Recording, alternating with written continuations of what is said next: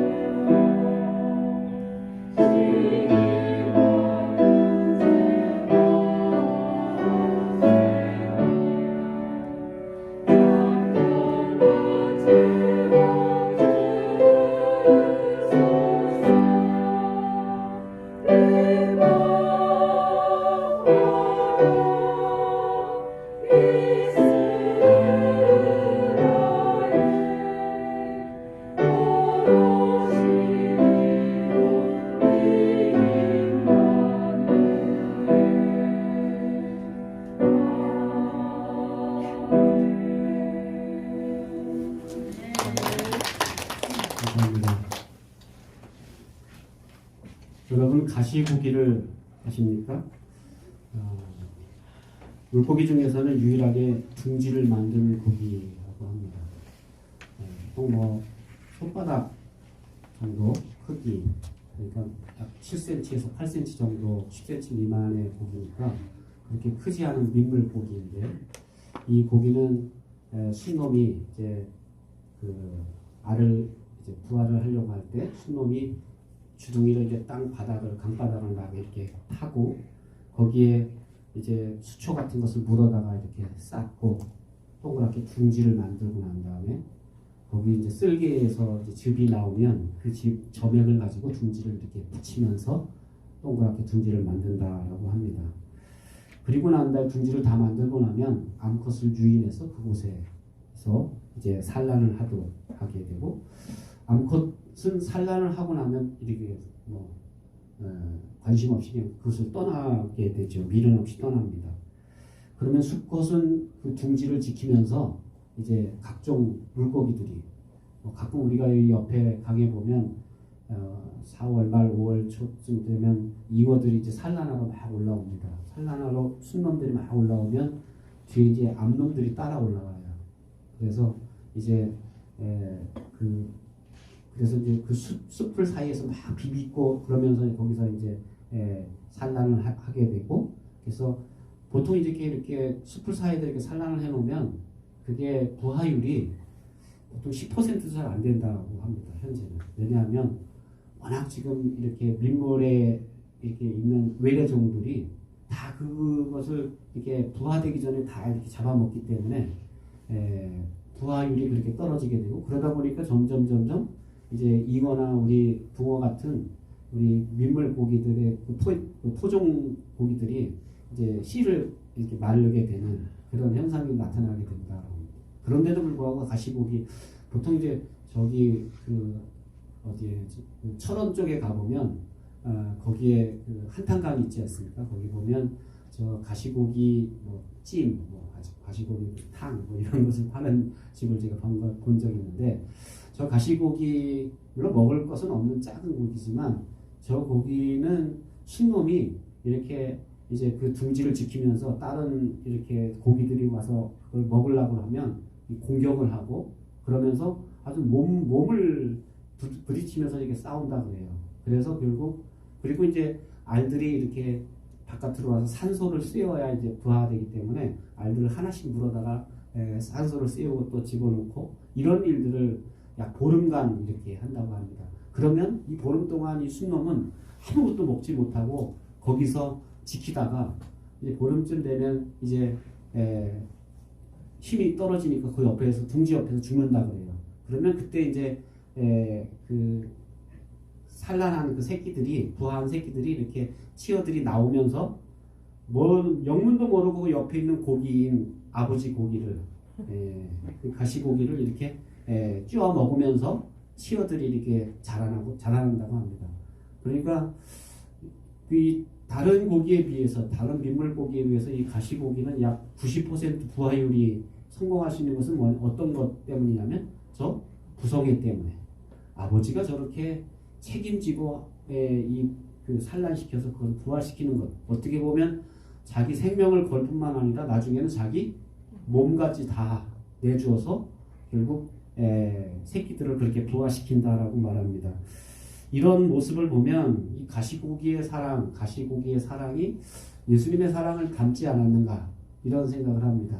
예수님이 우리를 위해서 생명을 드릴 뿐만 아니라 자기의 몸 전체를 들여서 오늘날도 우리에게 물과 포도주와 빵과 포도주를 우리에게 허락하시면서 이것은 내 몸이다, 이것은 내 피다 라고 하시면서 주님의 몸과 피를 다 우리를 위해서 쏟아주신 그 사랑이 바로 이 가시고기의 사랑같이 어떻게 보면 가시고기의 사랑이 예수님의 사랑을 닮은 그런 모습이다라고 볼 수 있습니다.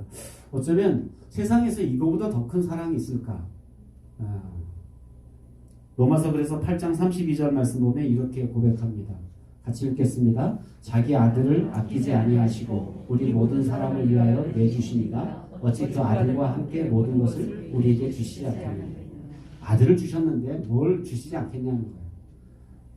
현대어 성경에 보면 이렇게 이야기합니다. 같이 읽습니다. 하나님께서는 우리를 위해 당신의 아들까지도 아끼지 않고 내주셨으니 무엇인들 아깝다 하시겠습니까? 하나님이 아들을 내줬는데 자기 아들까지 내주셨는데 우리에게 뭔들 아까워하시겠는가.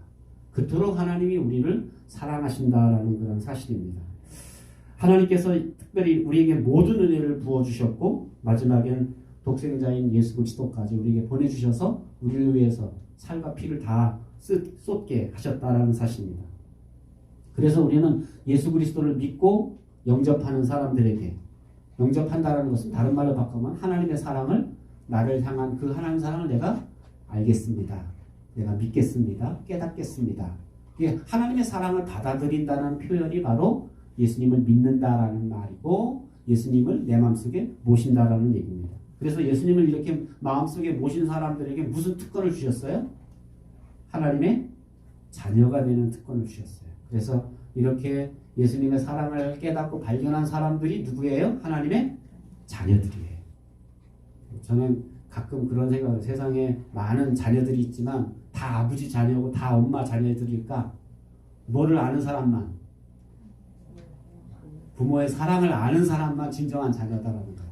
하나님의 사랑도 마찬가지예요. 하나님의 사랑을, 예수 그리스도를 통해 우리에게 베푸신 하나님 사랑을 내가 믿고 받아들인 사람만이 하나님의 자녀가 될 수 있는 것처럼, 어쩌면 이 땅에 있는 수많은 자녀들이 있지만 부모 왜 날 낳았어요?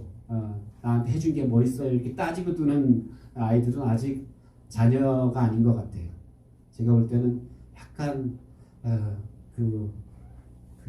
지읒 쪽에 속하는, 지읒 쪽에 속하는 그런, 그래서 우리가 보통 그렇게 사랑을 깨닫지 못하는 것을 짐승만도 못하다, 개만도 못하다 이렇게 말하는 이유는 뭐냐면, 그 사랑을 깨닫지 못하면 그건 정말 짐승만도 못한 그런 인생이 될 수밖에 없다라는 겁니다.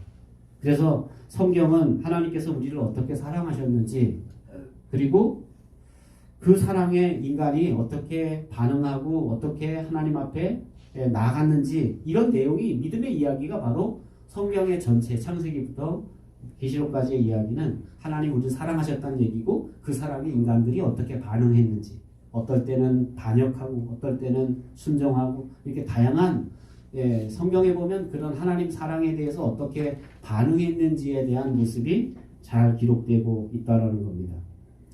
하나님의 사랑에 대한 인간의 응답이 대표적으로 우리가 믿음이다라고 봅니다. 그래서 하나님 날 사랑하셨다는 걸 내가 영접하면서 예수님을 믿음으로 내가 그것을 응답하는 거죠. 예, 하나님 맞아요. 하나님 나 사랑한 거 제가 알아요.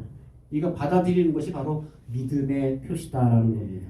그래서 하나님께서 우리를 위해서 이렇게 아들을 보내신 것은, 그 사랑을 우리가 믿고 받아들이는 사람들에게 하나님 선물로 주시는 게 뭐예요?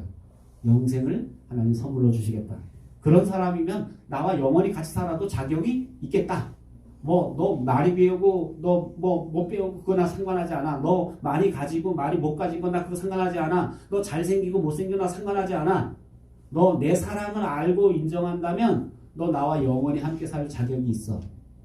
하나님이 그것이 바로 우리에게, 믿는 자에게 영생을 주시는 선물이다라는 거예요. 오늘 이런 것을 깨닫는다면, 하나님이 날 사랑하셨고 그 사랑에 대해서 내가 어떻게 반응하느냐, 이것이 정말 우리 신앙생활에서 제일 중요한 그런 모습이다라는 사실입니다. 우리가 읽는 이 아모스에도 하나님의 사랑에 대한, 이스라엘 백성들이 어떻게 그 하나님 사랑을 어떻게 반응했는지에 대한 이야기가 나오고 있습니다.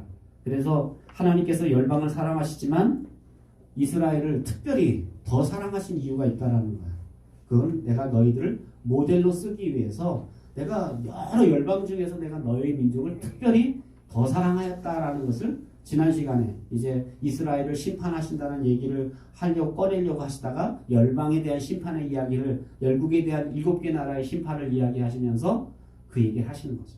내가 너희들을 왜 심판할 수밖에 없는 줄 아냐? 너희들 내가 애굽에서 데리고 나올 때 내가 너희들에게 어떻게 너희들을 사랑했고, 내가 너희들을 다른 민족과는 달리 내가 어떻게 너희들을 그렇게 사랑했는지 너희들이 기억하지 않느냐라는 것을 말하고 있습니다. 이 엄청난 사랑을 받은 이스라엘이, 문제는 하나님의 사랑에 등을 돌리기 시작했다는 거예요. 이게 이제 멸망의 징조가 돼요. 저는 인간이 이렇게 실패하고 망하는 것의 조짐이 어디서 나타나냐면 사랑의 반응을 이렇게 사랑에 대해서 반응을 등을 돌릴 때, 나를 사랑하는 자에 대해서 내가 등을 돌려버릴 때 그 사람은 세상적으로 성공한지 모르지만 그 사람은 그때부터 이제 멸망의 징조로, 멸망의 사인으로 우리는 보아도 된다라는 겁니다. 근데 이스라엘이 바로 그런 모습이다라는 거예요. 하나님 사랑하시는데, 그렇게 내가 너희를 그토록 사랑하셨다고 했는데 이스라엘 백성들은 하나님 사랑에 대해서 등을 돌리기 시작합니다. 그 사랑에 대해서 너무너무 부담스럽게 생각하는 거예요. 그 사랑에 대해서 너무 귀찮게 생각하는 거예요. 그래서 그 사랑을 하나님 앞에, 그 사랑을 베푸신 하나님 앞에 나아가지 못한다라는 겁니다. 그래서 하나님은 아모스 선지자를 통해서 1장 2장에서 내가 그래서 너희를 심판할 수밖에 없다라는 그런 이야기를 하셨고, 이제 3장에 들어가면서 특별히 내가 너희들에 대해서 이렇게 심판을 계획하고 있는데, 그러니까 열방에 대해서 그냥 너희 심판한다는 경고만 하시고, 특별히 이스라엘 백성들에겐 또 다시 또 못 들었다고 또 다른 소리 할까봐, 또 우리 늘 그럴 때가 많잖아. 그거 못 들었는데요? 난 그거 그런 일이 있는지 몰랐는데요? 이렇게 딴소리 할까봐 주님이 따로 이제는 이스라엘만 딱 불러서, 그래서 이스라엘 자손들아 하면서 3장 1절에 보면 이스라엘 자손들을 향해서 특별히 다시 한번 심판할 수밖에 없는 이유를 설명하시게 된다라는 겁니다. 왜 그렇게 설명하실까요? 이 재난을, 심판에 대한 선고를 하신 이유는 뭘까요? 회개하고 돌아오라는 거예요. 회개하고 돌아오라. 지금이 바로 회개할 때인데 회개하고 돌아오라 라고 이렇게 말씀합니다. 3장 1절 2절 말씀 같이 읽겠습니다. 시작. 이스라엘 자손들아, 여호와께서 너희에 대하여 이르시는 이 말씀을 들으라. 애굽 땅에서 인도하여 올리신 모든 족속에 대하여 이르시기를 내가 땅의 모든 족속 가운데 너희만을 알았나니 그러므로 내가 너희 모든 죄악을 너희에게 보응하리라 하셨나니. 하나님께서 특별히 이스라엘 백성을 특별한 사랑으로 사랑하셨다라는 거야. 내가 너희를 특별히 사랑했다.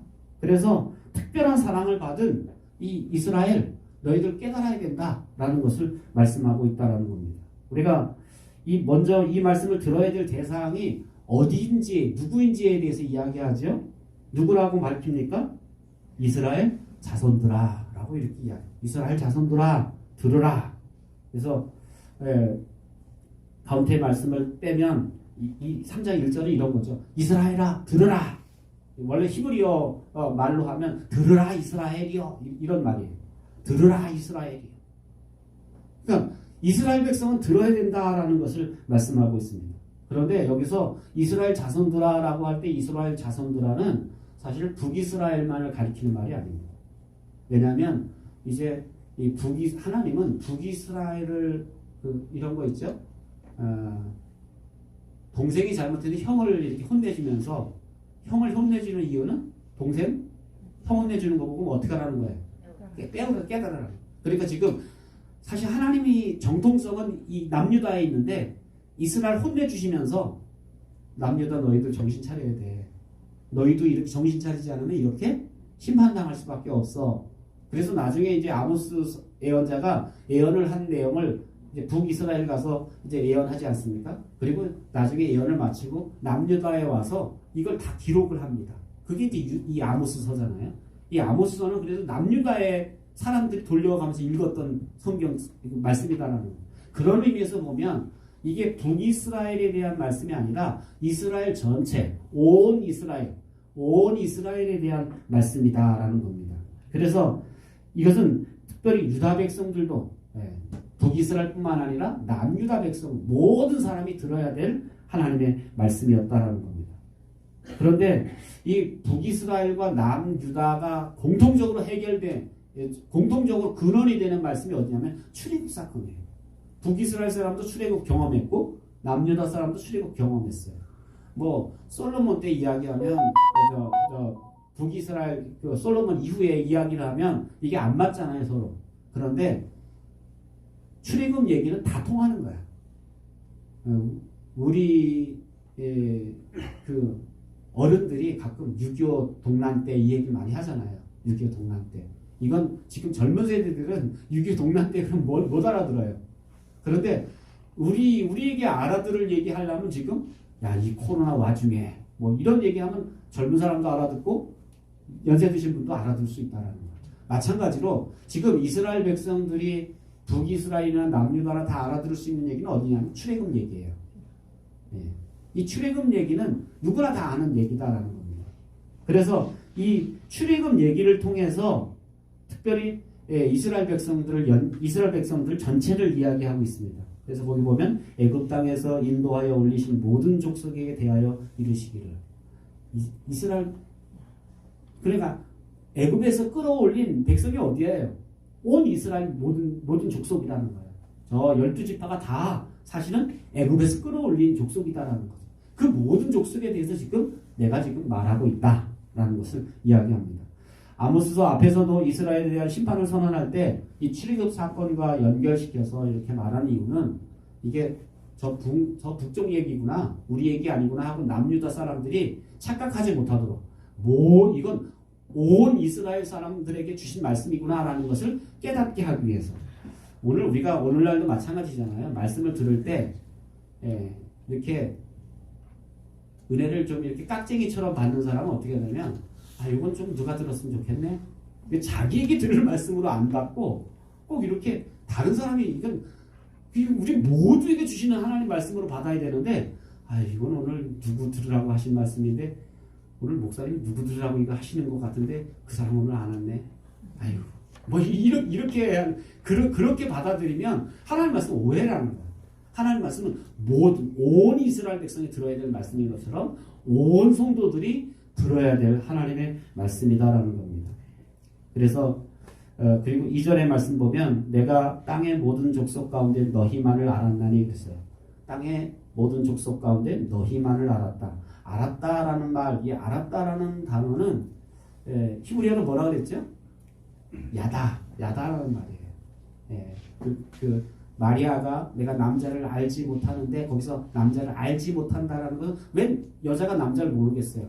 안다라는 것은 바로 관계적으로 내가 알지 못한다. 경험이 없다라는 거예요. 경험적인, 그래서 내가 너희만을 알았다라고 말할 때 야다라는 이 말은 내가 너희를 경험으로 알잖아. 생각해 보세요. 이스라엘 백성들을 애굽에서 이끌어내시면서 홍해에 갈라놨지. 그 전에는 10가지 재앙을 통해서 하나님 정말 그들과 함께 계시는 것을 보여주셨잖아요.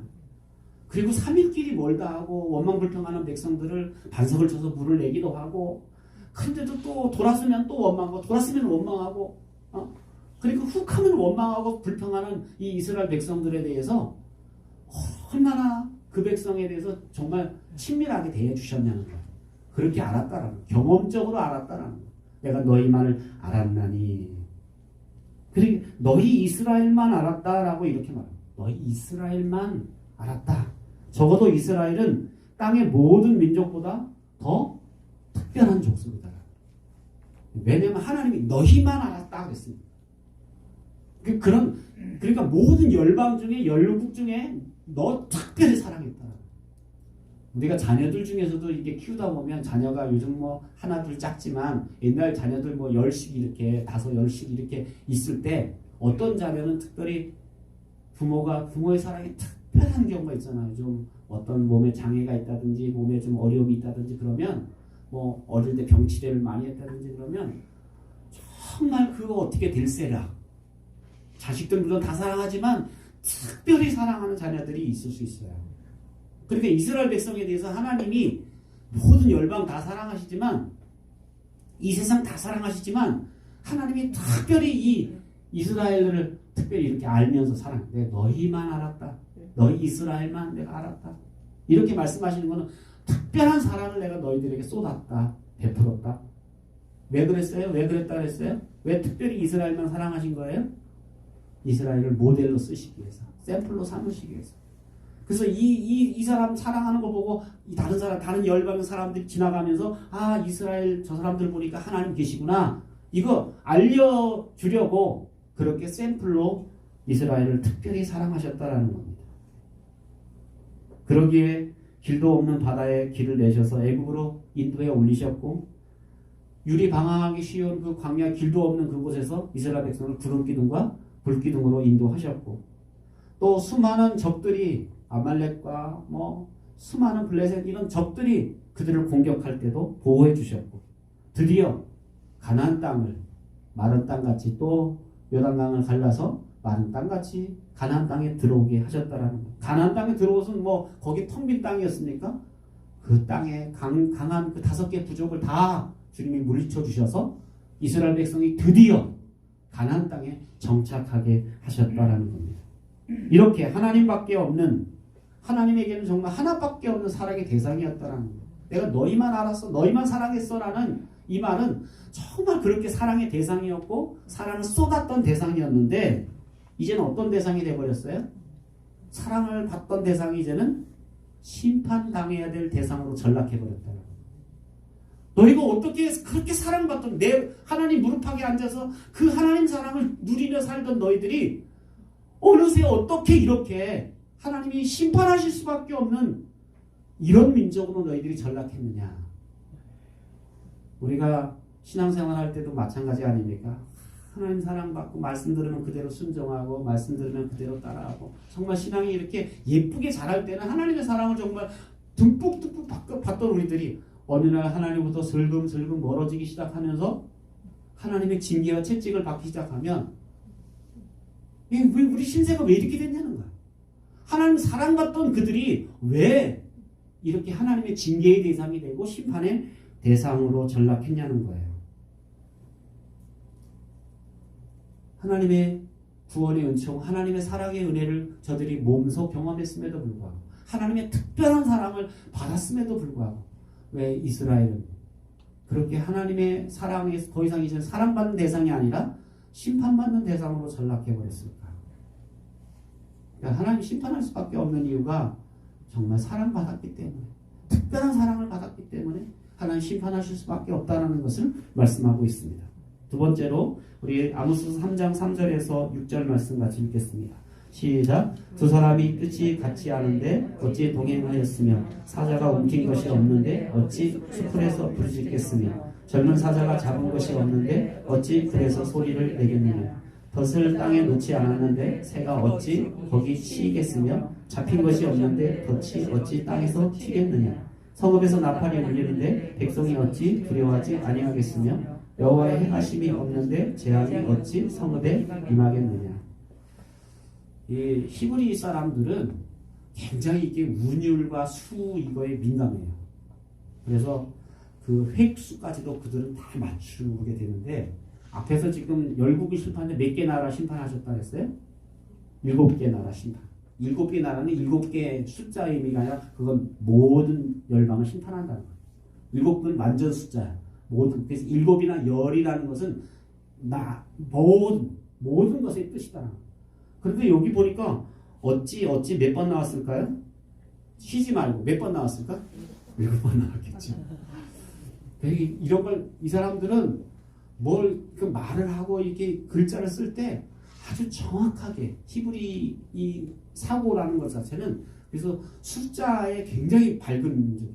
그러니까 뭐 이렇게 그 노벨 그런 거 많이 타는 민족이, 왜냐면 이 숫자적인데 아주 굉장히 밝고, 그 세계 경제를 또 히브리인들이 다 잡고 있잖아요. 그 이유가 뭐냐면 이 숫자에 이들은 아주 그 사고적으로 숫자에 굉장히 민감하고 있어요. 그런데 사랑이 깊을수록 배신감도 크고 애정이 클수록 좌절도 큰 법이다라는 거예요. 오늘 이 아모스 3장에서는 하나님이 이토록 그토록 특별하게 사랑했는데 그 사랑을 한 만큼 뭘 느낄까요? 등을 돌리니까 배신감을 느끼고, 하나님의 그래서 배신감 및 하나님의 배신감을 느끼는, 특별한 사랑을 받았던 이스라엘에 대한 등을 돌려버리니까 하나님의 배신감을 느껴요. 그러니까 하나님은 어찌 네. 여러분도 그렇잖아요. 너 어떻게 그럴 수 있냐고, 내가 너 어떻게 키웠는데.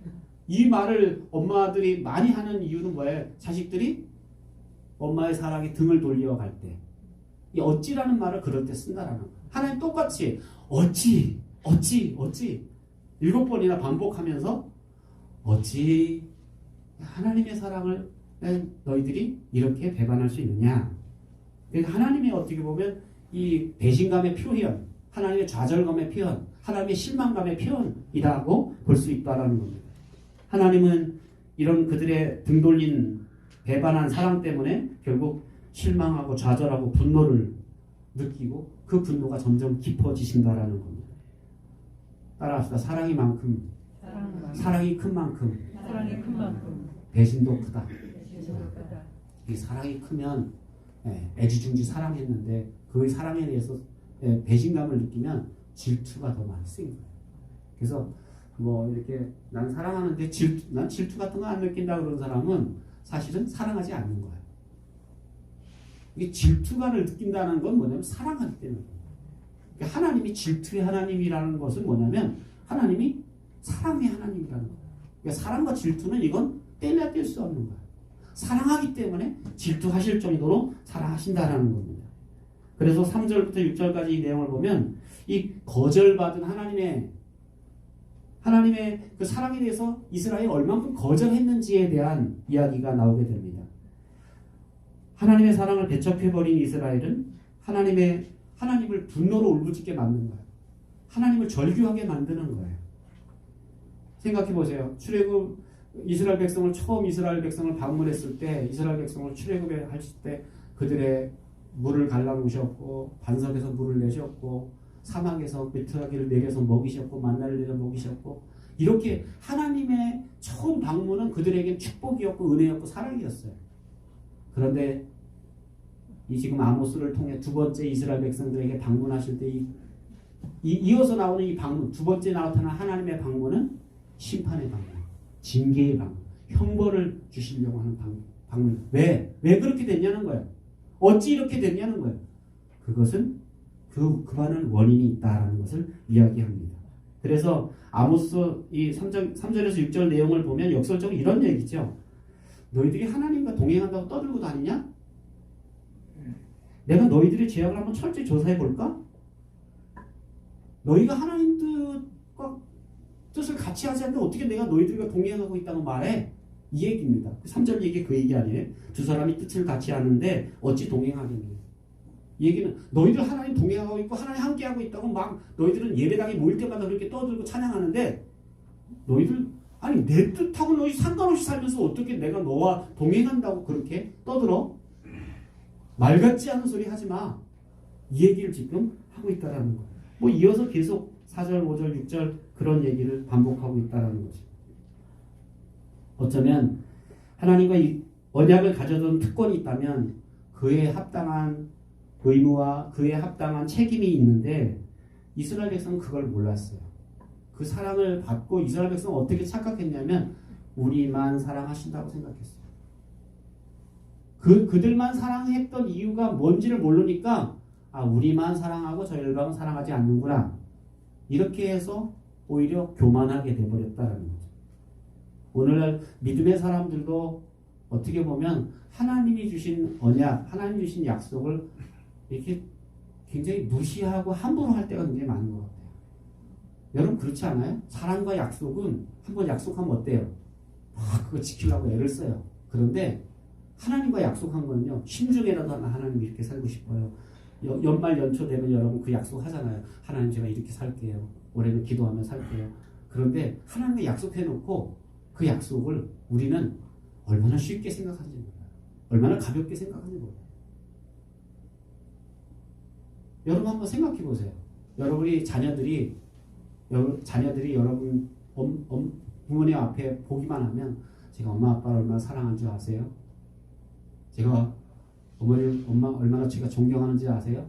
이렇게 말은 하면서도 한 번도 전화도 한 번도 찾아보지도 않고 부모가 뭔 말을 하면 팍 피퉁아리 주고 그러면 그 자식이 저는 엄마만 사랑해요. 나는 엄마 제 마음속에 얼마나 있는지 아시죠? 엄마 사랑해요. 뭐 이렇게 나중에 친다고 그거 믿을 수 있어요? 믿을 수 없다. 이스라엘 백성의 모습이 그런 거예요. 예배당에 나와 성소에 나와서는 그들이 정말 입이 닳도록 그들이 하나님을 높이고 막 난리를 쳐. 근데 그들의 행동을 보면 하나님과 한 약속을 그냥 소홀히 여겨요. 그래서 하나님 율례를 막 깨트려버려. 제가 주일 성수 할게요. 하다가 주일 빼먹는 걸 그냥 주일 그렇게 지킨 것보다 빼먹는 걸 찾기보다 이제 지킨 걸 찾는 게 더 쉬워지는 그런 모습으로 전락해버리는. 그러니까 이게 뭐냐면 하나님과의 약속을 우리가 자꾸 소홀히 하는. 하나님 제가 일주일에 한 번 주님 앞에 이렇게 예배하는 삶을 살겠어. 이게 무언의 약속이잖아요. 우리가 뭐 하나님이 너 11시에 나하고 예배하자고 하나님이 계약 세운 거예요? 아니야. 우리가 인간이 하나님 앞에 우리가 주일날은 11시에 예배 드릴게요 하고 우리 스스로 약속을 지켜놓고 우리 스스로 하나님을 무시해버려요. 그리고 이게 어떻게 보면 이런 게 반복되다 보면 하나님이 이제 우리를 못 믿으시는 거예요. 하나님의 신뢰가 깨져요. 나는 왜 기도해도 응답이 없지요? 하나님 믿음이 갈 때까지, 하나님 우리를 믿어주실 때까지 기다리시는 거예요. 너 나한테 이렇게 산다라고 약속했잖아. 하나님이 믿음이 돼야 결국 하나님이 우리가 말하는 것도 하나님 믿어주시고 응답하시는 거예요. 근데 나는 하나님을 정작 안 믿으면 나는 하나님과 약속을 소홀히 여기면서 정말 그러니까 철없는 어린애들 같아. 엄마 아빠들이 약속하잖아. 너 슈퍼 가서 마트 가서 때 안 쓰면 말 잘 들으면 엄마 아빠가 이렇게 장난감 사줄 거야. 근데 말 안 들어. 막 때 쓰고 막 그래. 그래 놓고 장난감 가까이 코너를 지나갈 쯤 되면 들어 너. 그래서 다시 주입시키죠. 약속했잖아. 너 오늘 말 잘 들으면 내가 사주기로. 근데 너 오늘 말 잘 들었어? 말 못해. 그런데도 그 사 내놓으라는 거야. 때를 써. 이게 철이 안 든 거죠. 이런 모습이 바로 오늘날 우리 신앙생활하는 모습이 아닐까. 하나님 약속은 우리가 그렇게 무시하고 하나님과 지킨 약속은 철저히 망가뜨리면서 내가 하나님 앞에 뭔가 간구하는 것은 하나님 꼭 들으셔야 된다라는 이 법칙이 이게 안 맞는 거 아니에요? 그러니까 이게 하나님과 올바른 관계, 인격적인 관계가 되면 내가 하나님과 이런 약속을 지켰는데 그게 나만 아는 약속이라도 내가 그 약속은 지켜야지. 이런 믿음이 있어야 하나님도 우리를 믿어주십니다. 하나님 우리를 믿어주셔야 우리가 말하는 말도 믿어주시고 기도도 믿어주시는 거 아니겠어요? 그러니까 이스라엘 백성들의 모습은 지금 하나님이 값없이 선택해 주셨고 구원의 은혜를 베푸셨고 정말 모두가 다 하나님이 그냥 일방적으로 사랑하시고 일방적으로 은혜를 베풀어 주셨어. 그 얘기는 거기에는 하나님의 책임이 뒤따른다는 거예요. 그래서 여러분 신명기 28장 보면 축복 이스라엘 백성과 약속을 세울 때 축복 선언만 있어요. 너 이렇게 순종하면 축복하리라. 이렇게 하면 내가 잘 될 거다. 이렇게 하면 복을 받겠다. 그런 약속만 있어요? 뭔 약속도 있어요? 뒤에? 저주 약속도 있어요. 근데 사람들이 저주는 싫거든. 그러니까 그건 기억을 안 해. 그러니까 이렇게 하면 축복을 주신다 그랬는데 근데 우리는 인생 가운데 보면 저주받을 짓을 너무 많이 해놓으면서도 하나님 앞에 왜 하나님 나에게 축복 안 해주시냐? 하나님 왜 나에게 응답 안 해주시냐? 이렇게 따질 때가 있다라는 거예요. 오늘 이스라엘의 모습이 바로 그런 하나님의 배신당한 마음. 하나님 앞에 우리를 사람도 그렇잖아요. 사람도 여러분도 누군가에게 이렇게 애정을 쏟았는데 그 사람이 이렇게 등을 돌려버리면 배신감 느끼면 다시는 그 사람 보고 싶지 않잖아요. 이게 인격을 가진 사람의 모습이잖아요. 그런데 하물며 하나님과 우리 사이의 관계 속에 하나님이 아무리 보이지 않는다고 우리가 너무 함부로 하고 너무 함부로 무시하고 너무 함부로 하나님을 대한 거 아닌가. 하나님 정말 살아계신 분으로 우리가 그렇게 인정하고 그렇게 믿었다면 내가 하나님 앞에 하는 걸 함부로 하지 말아야지.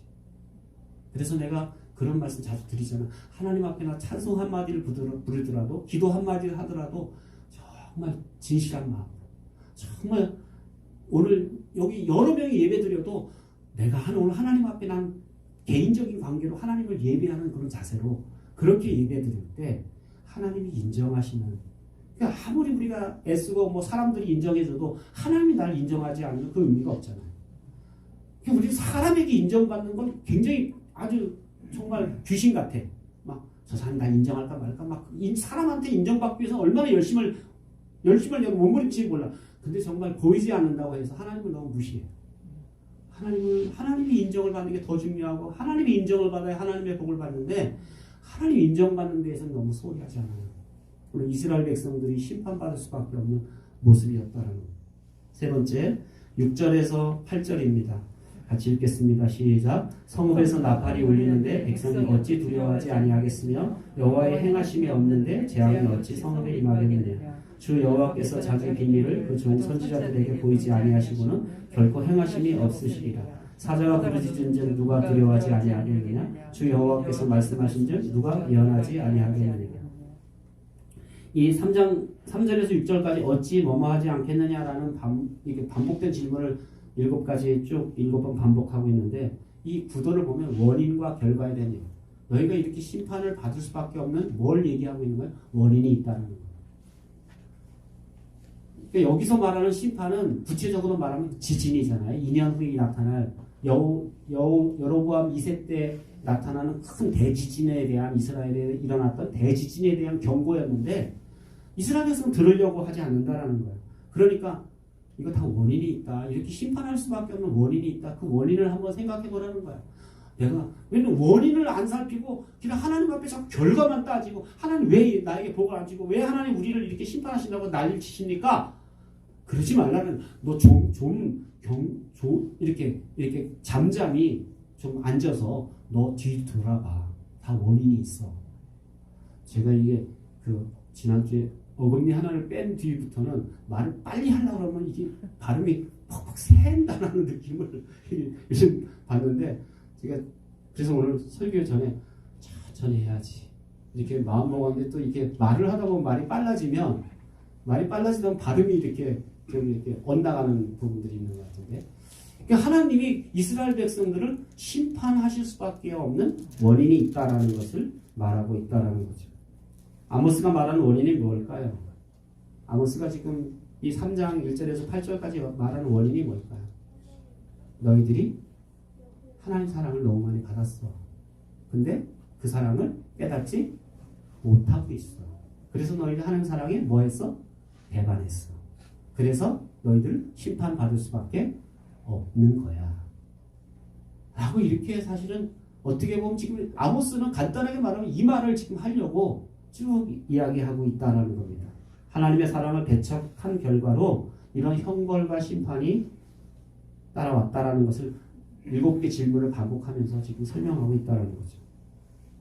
이스라엘이 그렇게 자랑스러워하는 지금 북이스라엘은 지금이 아주 황금시대라고 그랬잖아요. 여로보암 2세 때가 가장 황금시대인데 그러니까 그들이 자랑하는 그 도시, 그들이 자랑하는 성읍 그 도시가 어떻게 될 거예요? 2년 후에는 그들이 막 건설하고 건축하고 막 성읍 짓고 전쟁에 나가서 이기고 막 거기다 성벽 쌓고 막 이렇게 우람차게 지었던 성벽이 어떻게 됐다는 거예요? 다 2년 후가 되면 지진이 무너집니다. 하는 심판을 받게 될 거라는 거예요. 그 얘기를 지금 경고를 하고 있는데도 불구하고 경고를 알아듣지 못하는 거예요. 사인을 알아듣지. 그 경고를 빨리 알아들었으면 뭐 정신을 차려 회개했든지 아니면 그 성읍에서 도망갔든지 그래서 살 수 있었을 텐데 뭐 그 당시 뭐 2,000명인가가 이렇게 죽었다라고 할 정도로 큰 지진인데 어떻게 보면 그들이 거기서 그 하나님의 이 경고의 사인을 무시해버렸다라는 거예요. 여러분 이태리 가보면 거기에 저는 꽤 오래전에 가봤는데 이태리에 보면 그 폼페이라는 도시가 있어요. 폼페이. 여러분 영화에도 폼페이 그 도시 나온 거 있잖아요. AD 74년에 화산이 폭발해서 거기 폭삭 망합니다. 어떻게 망하냐 하면 화산이 폭발하면서 화산재가 먼저 있어 화산이 폭발하면 거기 가스가 나오면 유독가스가 유황가스가 나오면서 사람들이 다 질식해서 죽어요. 그 다음에 화산재가 얼마큼 덮였냐면 2m가 덮여요. 2m. 그러니까 도시가 이렇게 완전히 폐허가 돼서요. 한 1200~300년을 이렇게 그냥 덮여서 있었어요. 근데 어느 그 영국의 학자가 고고학자가 그 땅에 도시가 있었다는 근거를 해보니까 그 안에 도시가 나타난 거예요. 그래서 이제 폼페이라는 도시가 이렇게 역사 속에 다시 한번 감춰졌다가 드러나게 됐는데 이 폼페이가 이렇게 멸망하기 전에도 하나님 사인이 있었어요. 한 달 전에 그 옆에 도시가 이미 화산 폭발로 그렇게 멸망했어요. 그리고 그러니까 일주일 전에부터 막 이 폼페이에 있는 그 산에 막 화산이 이제 막 분출하기 시작했어요. 그럼 옆에 도시가 멸망을 보고 어떡하라는 거예요? 그 사인이었는데 도망가야 되는데 그때까지 뭐 했냐면 계속 환락적이고 계속 그들은 집 짓고 성 짓고 이런 일을 했어요. 그러다가 막 가스가 올라가니까 가스가 이제 너무 심해지니까 사람들이 어디로 피했을까요? 다 집 안으로 피했어요. 집 안으로 피해서 이렇게 숨어 있는데 점점 이제 이제 숨이 막혀 오지 않겠어요? 그러니까 그러면서 이제 죽었어요. 그래서 거기 이제 화산이 이렇게 화석처럼 인간의 화석처럼 된 모습이 그대로 남아있어요. 이렇게 꼬부리고 막 이렇게 움켜쥐고 있는 그 모습 그대로 그냥 그들이 거기 또 화산재가 덮이니까 인간의 화석이 되어버립니다. 그러니까 하나님의 경고 사인이 있었음에도 불구하고 그들이 경고 사인을 무시한 거예요. 어쩌면 이스라엘을 향한 하나님의 이 경고도 그런 사인이라는 거예요. 내가 너희들 자랑하는 이 성읍 그런 거 자랑할 게 못돼. 너희들 하나님 사랑 그렇게 바랐는데 너희들 등 돌렸잖아. 그래서 심판받을 수밖에 없어. 회개해야 돼. 근데 회개하지 않는 거예요. 결국 그 대지진은 일어날 수밖에 없었다라는 겁니다. 만약 여러분이 하나님의 사랑을 받았는데 그 사랑을 깨닫지 못하고 지금까지 살아왔다면 그들과 오늘 이 북이스라엘 백성들과 무슨 차이가 있을까? 저는 오늘날 그 생각을 해요. 요즘 크리스찬들이 얼만큼 하나님 사랑을 느끼고 가슴 절절히 하나님 사랑을 느끼고 그 사랑 때문에 헌신하고 그 사랑 때문에 헌금하고 그 사랑 때문에 예배하고 그 사랑 때문에 전도하고 그 사랑에 겨워서 살아가고 있을까? 저는 어떨 때 그 생각을 해보면 숨이 막힐 때가 있어요. 그 사랑이 아니야. 그 사랑을 잊어버린 지 오래야. 그냥 지금까지 해왔기 때문에 어떤 심각한 경우에 떠날 수 없기 때문에 그냥 남아서 사랑 없이 신앙생활하고 사랑 없이 우리가 종교적인 삶을 살아가고 있더라고요. 저는 다음 세대를 생각하면 이게 가슴 아픈 거야. 그래도 50대 이후 분들은 그래도 하나님 사랑을 뭔가 경험했던 그 흔적이라 조금 남아있어. 근데 젊은 세대들을 보면 한 사랑이 없는 거예요. 그러니까 제가 지난번에 얘기했잖아요. 그렇지 않아도 교회가 좀 따문했었는데 코로나 잘 됐다. 그러니까 스톱하는 거예요.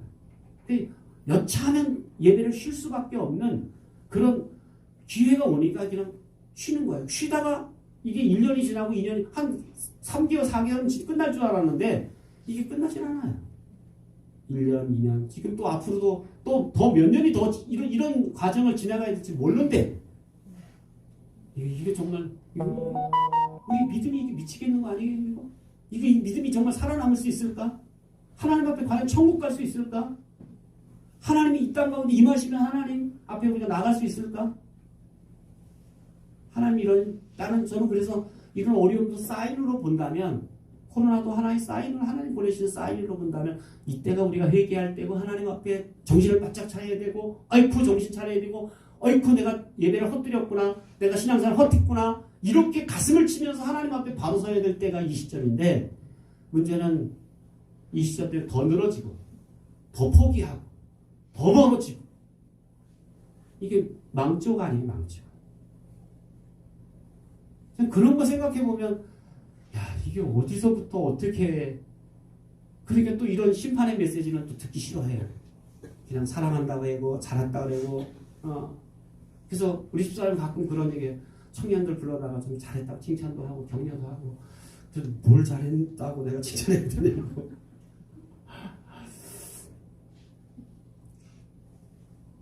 그럴 때가 있어요. 그러니까 이 하나님 아버지 이 목회자는 어떻게 보면 하나님 아버지의 마음을 가지고 목회를 하고 또 성도의 마음을 가지고 하나님 앞에 간구해야 될 이런 이중적인 모습이 있지만 요즘 생각해 보면 이런 모습이 저를 좀 답답하게 하고 이거 목회를 앞으로 어떻게 해야 되는가 이런 막막함을 제가 이렇게 느끼게 되는 때입니다. 우리가 드리는 건성의 예배, 우리가 드리는 건성의 찬양 그러니까 하나님이 한번 받으신다고 생각해 보세요. 하나님 지금 우리 예배를 지금 받고 계시고 우리 찬양을 듣고 계셔. 하나님 어떤 표정이 어떠실까? 내 건성으로 드린 예배를 내 건성으로 드린 찬양을 하나님 어떻게 받으실까? 하나님 우리가 사기치면 그렇게 사기를 잘 넘어가시는 분이에요? 갈라디아서 1장 하나님은 만홀히 여김을 받지 않으시고 하나님을 속일 수가 없는데 정직하신 하나님 앞에 내가 어떻게 하나님 앞에 나아갈고, 왜냐하면 하나님 나라를 말에 있지 아니하고 능력이 있습니다. 하나님 말씀에 순종함으로 하나님의 능력이 함께하는 삶을 살아갈 때 우리가 진정으로 하나님의 사랑에 응답하는 삶, 하나님 말씀이 맞습니다. 제가 이렇게 잘못 살았습니다. 내 죄를 인정하고 내가 하나님 말씀 앞에 내가 한 걸음 한 걸음 서겠습니다. 나 지금 연약해져 너무 많이 멀어져서 지금 지쳤지만 내가 한 걸음이라도 내가 주님 앞에 나아가겠습니다 라고 회개할 때, 방향을 바꾸고 내 행동의 결단이 나타날 때, 그럴 때 하나님 우리 삶 가운데 응답하시는 역사가 나타나지 않을까요? 우리 마지막으로 말씀 세 가지 같이 한 군데 읽겠습니다. 신명기 5장 10절 시작. 나를 사랑하고 내 계명을 지키는 자에게는 천대까지 은혜를 베푸느니라. 다음 요한복음 14장 15절 21절 시작. 너희가 나를 사랑하면 나의 계명을 지키리라.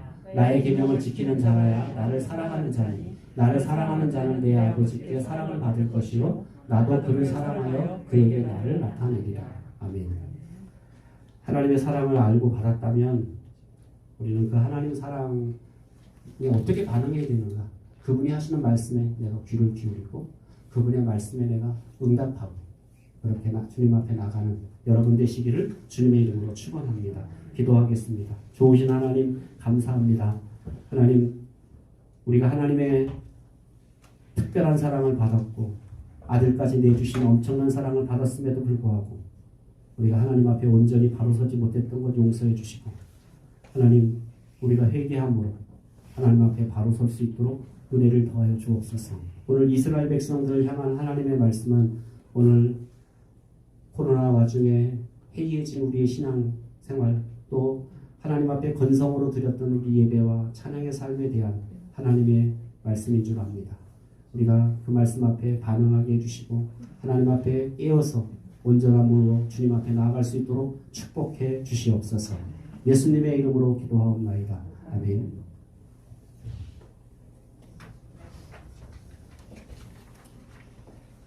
찬송가 563장 부르시겠습니다.